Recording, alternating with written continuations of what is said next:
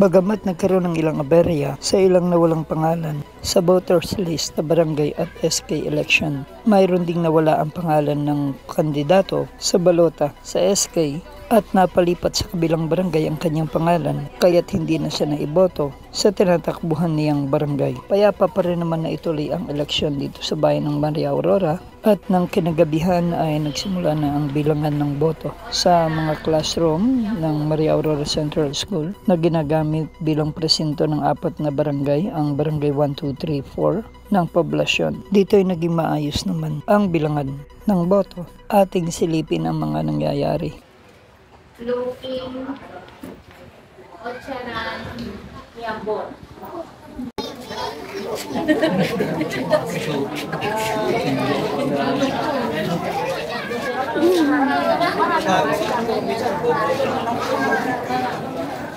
Ikaw yung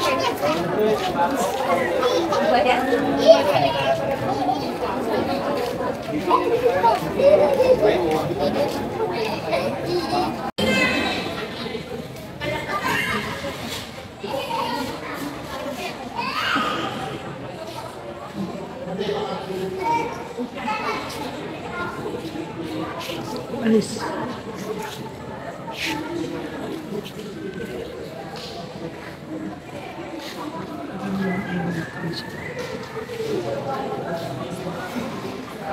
Para sa NSK News ng NSK TV Channel, Narciso Co reporting.